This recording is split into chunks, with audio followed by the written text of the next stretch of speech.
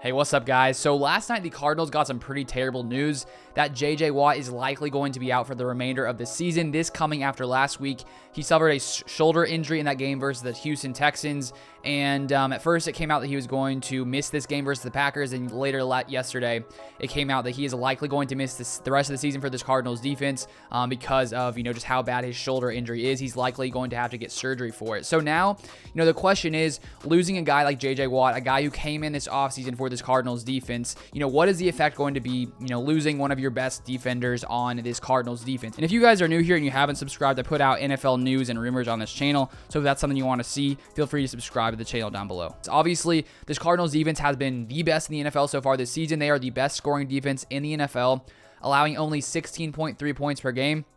And so I don't think just because you lose one guy in J.J. Watt that this defense is just all of a sudden going to crumble. They have so many different kinds of, great players on this team. They have the second-ranked coverage unit in the NFL ranked by PFF. They have the third-ranked pass rush in the NFL ranked by PFF. So they definitely have lots of guys, and I don't think just because they lose J.J. Watt, this defense is just going to automatically dip down just because of losing him. But at the same time, I think when you lose the presence of J.J. Watt and just what he brings to this defense, especially this defensive line, I do think you're going to definitely miss his presence. I don't think anyone is questioning, that you're better, with J.J. Watt on the field. And if we take a look at one area where the Cardinals are pretty weak, actually, they're especially weak when it comes to stopping the run. Right now, they are the 18th ranked run defense in the NFL. So even though they have been amazing versus the pass, they've been amazing when it comes to rushing the quarterback, they have been pretty bad when it comes to stopping the run.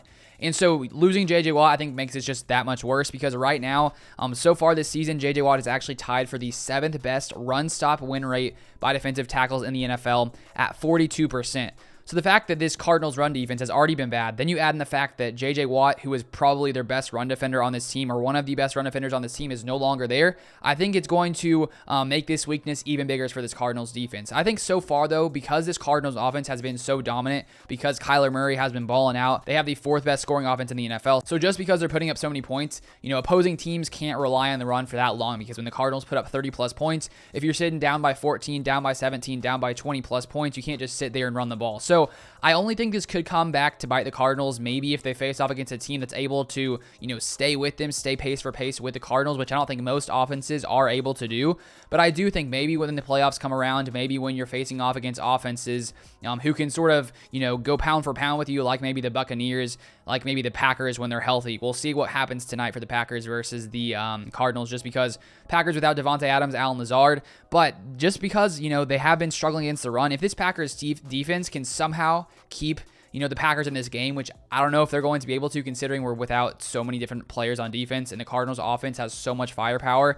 But if the Packers can stay somewhat close in this one, I have a feeling like the Packers can run the ball a lot on this defense and get things going, especially with J.J. Watt out. But we will see what happens in that game. But just for the rest of the season for this Cardinals team, it's going to be interesting to see what happens when the Cardinals do, have to come in there and stop the run. Because if they're putting up all these points, as I've been saying, they don't necessarily need to be as good against the run in those games just because teams have to continually pass the ball when they're losing by that much. And when you have one of the best, coverage units in the NFL, it makes that, a lot easier. So it's almost like the offense for the Cardinals in a way plays to the defense's strengths. So if this offense ever does struggle and teams are able to pound the ball on this defense, I think that's where the Cardinals could, lose some games coming into the future. But we will see if that happens. Maybe it won't happen. Maybe this Cardinals offense will continue to roll. But it'll be interesting to, sort of take a look at it, especially with J.J. Watt no longer being on this defense. But that's all I wanted to cover in this one. Thank you guys for watching. Drop a like if you guys enjoyed it. Subscribe if you guys want to see more NFL content, news from around the NFL, rumors from around the NFL. I started this channel a couple weeks ago just for these kinds of things because I have a Packers channel, which is like my main channel.